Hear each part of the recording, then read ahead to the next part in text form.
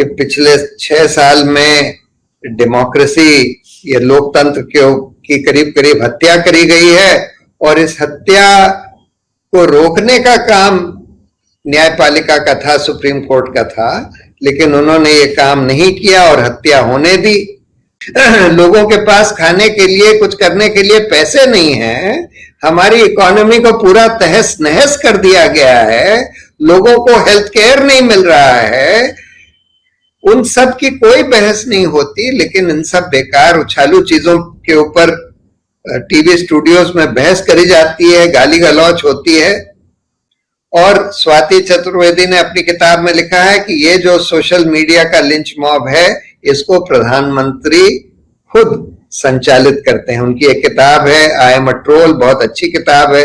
तो ये हम रोज देख रहे हैं कि सड़क पर लिंच मॉब्स को खुली छूट दी जा रही है और रूल ऑफ लॉ नहीं मेंटेन किया जा रहा।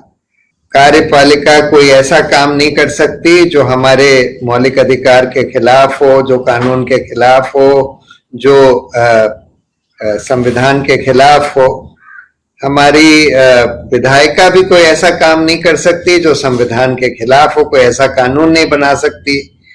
संविधान के संशोधन भी ऐसे नहीं कर सकती जो संविधान के मूल आधार के खिलाफ हो। ये सुप्रीम कोर्ट ने बोला था केशवानंद भारती वाले केस में। तो लेकिन इसमें बहुत अहम जो एक आजादी दी गई है वो अपनी अभिव्यक्ति की, अपनी राय रखने की आजादी, क्योंकि किसी भी लोकतंत्र में ये बहुत जरूरी है कि लोग अपनी राय रख सकें कि भाई जो हो रहा है, सरकार जो कर रही है वो सही है कि नहीं है। कोई और इंस्टीट्यूशन, कोई और संस्था, चाहे वो न्यायपालिका ही हो, जो कर रही है वो ठीक है कि नहीं है, अपना काम ठीक से कर रही है कि नहीं कर रही, उसमें क्या सुधार होने की जरूरत है, ये सब आजादी रखने की ये मौलिक अधिकार इसलिए दिया गया। अब अगर हम आज देखें कि आज हिंदुस्तान का क्या हाल हो गया है, तो हम अगर सिर्फ इसी को देखें कि भाई अपनी अभिव्यक्ति की आजादी का क्या हुआ, तो आज हम ये देख रहे हैं कि जो जना अपनी राय रखता है बेबाक तरीके से सरकार के बारे में, सरकार के खिलाफ, उसकी सड़कों पर कई बार पिटाई हो जाती है। लिंच मॉब्स घूम रहे हैं सड़कों पर और उनको पूरा पुलिस का संरक्षण प्राप्त है। यानी सरकार पुलिस को कहती है कि भाई अगर हमारे लोग पीट रहे हैं, यानी सरकार के या रूलिंग पार्टी के लोग, तो तुम लोग कुछ मत करो। अभी कुछ दिन पहले कैरावान मैगजीन के 3 रिपोर्टर्स जो वहां रिपोर्ट कर रहे थे नॉर्थ ईस्ट दिल्ली में, उनके ऊपर हमला हुआ और पुलिस खड़ी खड़ी वहां देखती रह गई। तो ये हम रोज देख रहे हैं कि सड़क पर लिंच मॉब्स को खुली छूट दी जा रही है और रूल ऑफ लॉ नहीं मेंटेन किया जा रहा। दूसरा हम ये देखते हैं कि सिर्फ सड़कों पर ही नहीं, सोशल मीडिया पर भी और मीडिया में भी लिंच मॉब्स बैठे हैं, जो कि आप अगर कुछ बोलें तो आपको गाली देंगे, आपको धमकी देंगे जान से मारने की, महिला हो आप तो आपको रेप करने की धमकी देंगे। और स्वाति चतुर्वेदी ने अपनी किताब में लिखा है कि ये जो सोशल मीडिया का लिंच मॉब है, इसको प्रधानमंत्री खुद संचालित करते हैं। उनकी एक किताब है आई एम अ ट्रोल, बहुत अच्छी किताब है, जिसमें बीजेपी के आईटी सेल के बारे में पूरे खुलासे करे गए हैं, जिसमें यह बात निकल कर आती है कि ये जो ट्रोल आर्मी जिसका काम है कि जो सरकार के खिलाफ बोलता है उनको गाली दो, धमकियां दो, वगैरह वगैरह, वो सब प्रधानमंत्री खुद संचालित करते हैं। और एक बहुत ही मतलब हमारे पूरे कल्चर पर, हमारी पूरी संस्कृति पर एक बहुत बड़ा हमला हो रहा है, जिसमें कि गंदी गंदी भद्दी भद्दी गालियां देना, रेप की और जान से मारने की थ्रेट्स देना, ये सब चलने लगा है।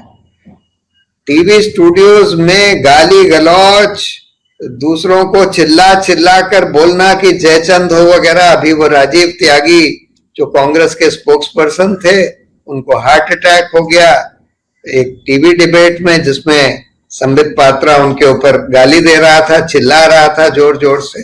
ये रोज हम देख रहे हैं कि हमारे मीडिया में भी इसी तरह का कल्चर हो गया है। लेकिन सबसे खतरनाक जो हो रहा है वो हमारे इंस्टीट्यूशंस पर असॉल्ट हो रहा है, हमारे न्यायपालिका के ऊपर। उसकी स्वतंत्रता खत्म करने की पूरी कोशिश सरकार की तरफ से करी जा रही है। 4 जजों ने बैठकर प्रेस कॉन्फ्रेंस करी थी 2.5 साल पहले, जिसमें उन्होंने यही बात बोली थी कि भाई चीफ जस्टिस जो हैं अपने अधिकारों का दुरुपयोग कर रहे हैं और सरकार के कहने पर जो पॉलिटिकली सेंसिटिव केसेस हैं उनको चहेते बेंचेस के सामने लगा रहे हैं, जिससे कि उनका निपटारा एक तरफा हो सके। तो न्यायपालिका के ऊपर बहुत बड़ा संकट आ गया है, जिसके बारे में मैंने बोला था कि पिछले 6 साल में डेमोक्रेसी या लोकतंत्र की करीब करीब हत्या करी गई है, और इस हत्या को रोकने का काम न्यायपालिका का था, सुप्रीम कोर्ट का था, लेकिन उन्होंने ये काम नहीं किया और हत्या होने दी। और इसमें पिछले जो 4 चीफ जस्टिसेस का बहुत अहम रोल रहा, जिस पर कि आज मेरे खिलाफ एक आदेश दिया गया है कि मैंने कंटेम्प्ट ऑफ कोर्ट कर दिया ये कहकर। तो सुप्रीम कोर्ट के ऊपर हमला, न्यायपालिका के ऊपर हमला, इलेक्शन कमीशन के ऊपर हमला। इलेक्शन कमीशन हाल में, पहले तो कई साल तक, करीब पिछले 30 साल से इलेक्शन कमीशन को स्वतंत्र माना जाता था, लेकिन आज वो बात नहीं रही।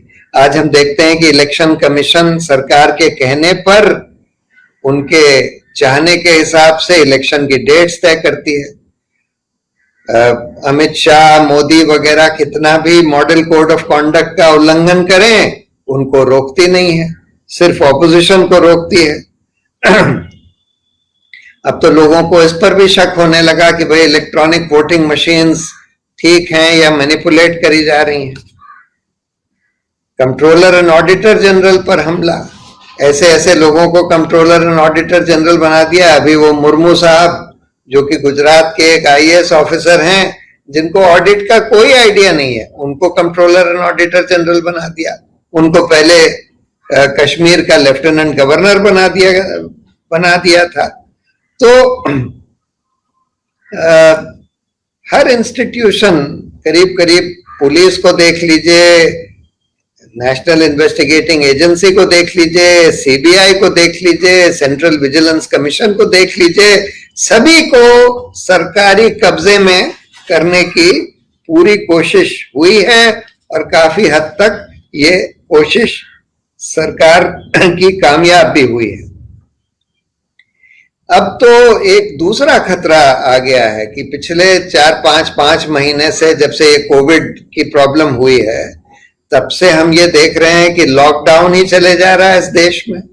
चाहे उसका कोई औचित्य ना रह गया हो, लेकिन उस लॉकडाउन को इस्तेमाल किया जा रहा है कि कोई डेमोक्रेटिक एक्टिविटी, कोई प्रोटेस्ट मीटिंग वगैरह ना हो पाए। धारा 144 लगातार इंपोज करी गई है और सरकार की गाइडलाइंस ये हैं कि कोई पॉलिटिकल एक्टिविटी नहीं हो सकती। तो न्यायपालिका को करीब करीब बंद रखा गया है। सिर्फ वीडियो से कुछ कुछ केसेस की सुनवाई होती है, वो भी सेटिस्फैक्टरी नहीं होती, बहुत कम केसेस की हो पाती है उसके थ्रू। इस बीच में पार्लियामेंट भी नहीं काम कर रही और बहुत सारे ऐसे संशोधन कानून के, लेबर लॉज में, एनवायरनमेंट के लॉज में ऑर्डिनेंस के थ्रू करे जा रहे हैं, जिससे कि सारे लेबर प्रोटेक्शन के जो कानून थे उनको खत्म किया जा रहा है, एनवायरनमेंट के प्रोटेक्शन के कानूनों को खत्म किया जा रहा है। तो इसलिए आज अगर हम देखें और ये पूछें कि भाई हमारा लोकतंत्र कितना आज कायम है, तो करीब करीब 0 के बराबर। हाँ, चुनाव होते हैं, लेकिन हम देखते हैं कि चुनाव भी पैसे के आधार पर किए जाते हैं, जीते जाते हैं। प्रोपेगेंडा और पैसे से ही प्रोपेगेंडा होता है। और इस समय हम देख रहे हैं कि मीडिया की भी ये हालत हो गई है कि करीब करीब पूरी मीडिया सरकार के कब्जे में आ गई है। जो सरकार कहती है उसी तरह का काम किया जाता है। इस मेन स्ट्रीम मीडिया के द्वारा लोगों को सांप्रदाय के आधार पर भड़काना, मुस्लिम समुदाय के खिलाफ भड़काना, बेकार के इश्यूज उठाना, सुशांत सिंह राजपूत की सुइसाइड हुआ या मर्डर हुआ, मतलब हफ्ते हफ्ते इस तरह के बेकार डिबेट चलाए जाते हैं, जबकि जो मेन इश्यूज हैं, इस देश में आज बेरोजगारी ऐसी चरम सीमा छू चुकी है कि 20% से ज्यादा बेरोजगारी हो गई है। लोगों के पास खाने के लिए, कुछ करने के लिए पैसे नहीं है। हमारी इकोनॉमी को पूरा तहस नहस कर दिया गया है। लोगों को हेल्थ केयर नहीं मिल रहा है। उन सब की कोई बहस नहीं होती, लेकिन इन सब बेकार उछालू चीजों के ऊपर टीवी स्टूडियोज में बहस करी जाती है, गाली गलौच होती है। तो हमारे लोकतंत्र की करीब करीब हत्या कर दी गई है। अब सवाल यह है कि इसको कैसे बचाया जाए, क्या किया जाए, कैसे सुधारा जाए। हम लोगों ने करीब 1 साल पहले, 1.5 साल पहले एक डॉक्यूमेंट पब्लिश किया था, एक किताब पब्लिश करी थी, उसका नाम है रिक्लेमिंग द रिपब्लिक। जब तक हमारे इस देश के जो नागरिक हैं वो पब्लिक इश्यूज और पब्लिक अफेयर्स और पब्लिक पॉलिसीज के बारे में सोचेंगे नहीं, अपनी दखल नहीं देंगे और कैंपेन नहीं करेंगे, तब तक ये रिफॉर्म्स नहीं होने वाले। पार्लियामेंट में भी हम लोगों को काफी रिफॉर्म्स की जरूरत है। आजकल तो पार्लियामेंट काम ही नहीं करती, बस हो हल्ला होकर खत्म हो जाता है, और जो कमिटीज बनी हुई हैं वो भी नहीं काम करती। कानून मिनटों में पास हो जाते हैं, किसी को पता भी नहीं लगता कि क्या कानून बन गया, पास हो गया। तो हम लोगों को प्री लेजिस्लेटिव कंसल्टेशन, ट्रांसपेरेंसी वगैरह उसमें लाने की जरूरत है। तो हम लोगों को बहुत सारी चीजों के ऊपर अपनी राय रखने की जरूरत है, समझने की जरूरत है, राय रखने की जरूरत है, कैंपेन करने की जरूरत है, तब दबाव बनेगा ये सारे रिफॉर्म्स होने के लिए।